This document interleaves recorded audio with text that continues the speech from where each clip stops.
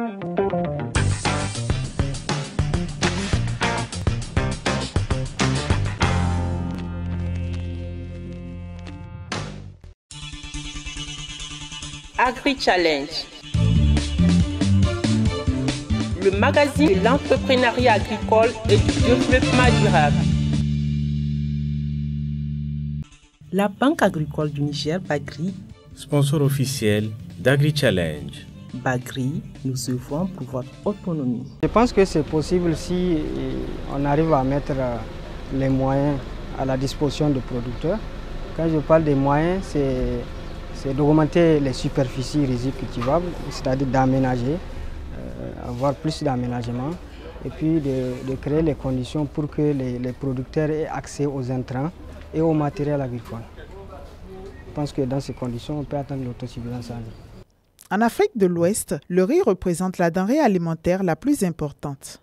Au Niger, cette céréale constitue le troisième aliment de base après le mil et le sorgho en termes de superficie et de quantité de production. Selon le réseau des chambres d'agriculture du Niger RECA, le besoin national en riz est passé de 247 000 tonnes en 2019 à plus de 426 000 tonnes en 2023. Malgré que le Niger dispose d'un certain nombre d'atouts en matière de riziculture, plusieurs défis se révèlent quant au développement de cette filière. Le premier défi, c'est d'abord de pouvoir satisfaire les besoins des consommateurs nigériens en riz.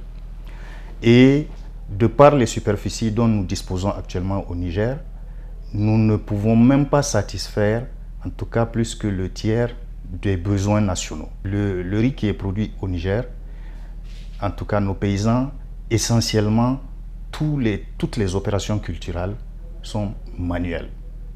Donc, ce qui veut dire que ça demande énormément de main-d'œuvre, surtout quand on sait qu'en hivernage, ces riziculteurs ont aussi des champs dunaires, donc ils ont leur champ de mil. Donc la main-d'œuvre se fait concurrence, et notamment pendant la saison hivernale.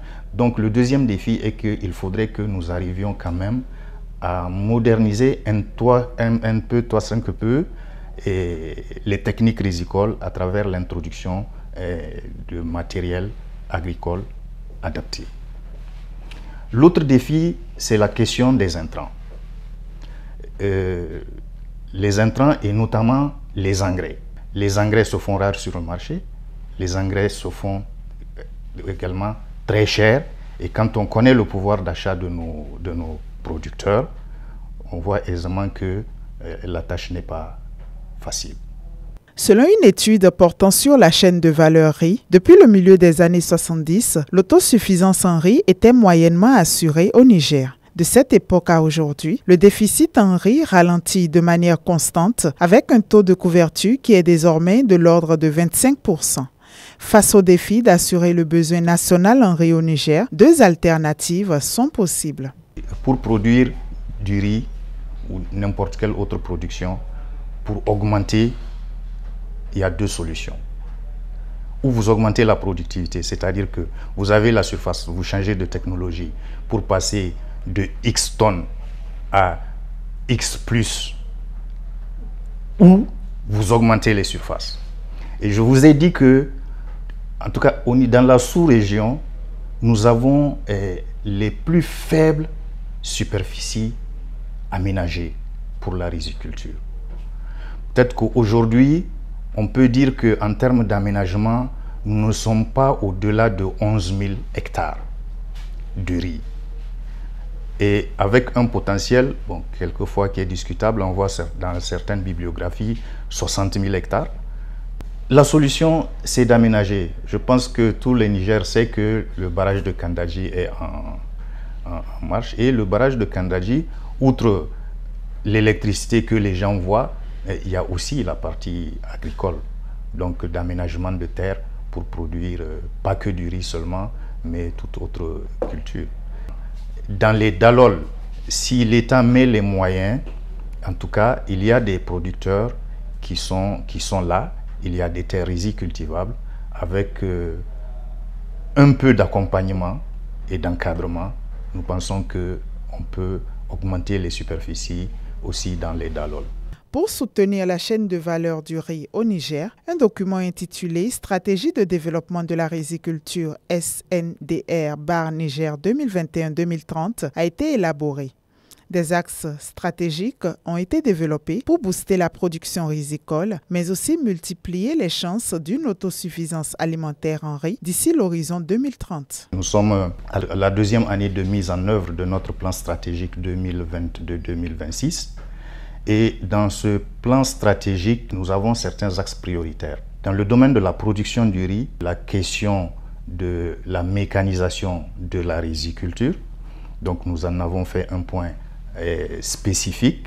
Nous sommes en train de réfléchir avec des partenaires pour voir les types de matériel que nous allons introduire qui pourraient faciliter l'exécution des opérations culturelles au niveau des paysans. Nous sommes en train de voir comment est-ce que nous allons amener nos paysans à revenir à l'utilisation de la matière organique. Dieu seul sait que nous avons du bétail. Donc nous avons la matière première pour faire du compost. Donc comme alternative à la pénurie d'engrais que nous connaissons, avec certains partenaires, et on a un très grand programme de formation des jeunes dans le domaine de la riziculture parce que nous pensons que la riziculture c'est un métier. La transformation du riz c'est un métier. Donc c'est pourquoi nous sommes avec l'appui de certains partenaires en train de former les jeunes sur les bonnes pratiques agricoles pour pouvoir booster la production. Et nous sommes en train également de former les femmes sur les questions de transformation du riz pour que notre produit, aujourd'hui, Dieu merci d'ailleurs, il est de plus en plus connu et de plus en plus apprécié par les consommateurs. La Fédération des unions des coopératives des producteurs du riz FUCOPRI, qui assure près d'un tiers de la production nationale en riz, contribue à travers des stratégies adaptées à améliorer les techniques culturelles de ses membres afin de garantir une bonne croissance de la filière riz au Niger. La contribution de notre fédération, en tout cas je pense qu'elle est indéniable. D'abord c'est la seule organisation paysanne fédératrice des riziculteurs au Niger. Et elle intervient, comme je l'avais dit dans la présentation, et au niveau de la filière, au niveau de la production, qui est déjà essentielle. Et également, elle intervient au niveau de la transformation, parce que je vous ai dit tantôt, certains problèmes nous avaient amenés à intégrer les femmes qui étaient autour de ces bassins de production, à se lancer dans la transformation du riz pour que nous puissions écouler une partie de la production de nos membres.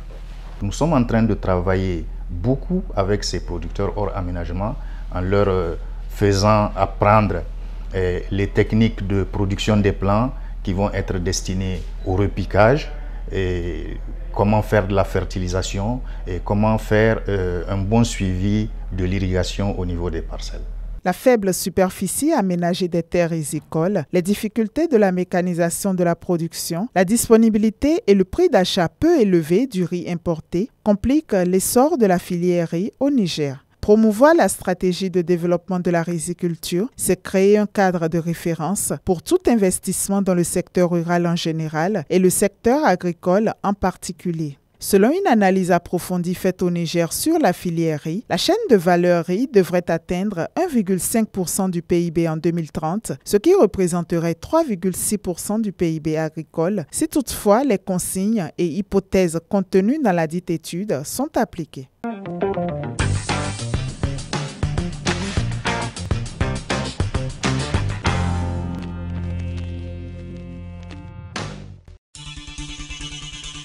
Agri-Challenge, le magazine de l'entrepreneuriat agricole et du développement durable. La Banque agricole du Niger, Bagri, sponsor officiel d'Agri-Challenge. Bagri, nous œuvrons pour votre autonomie.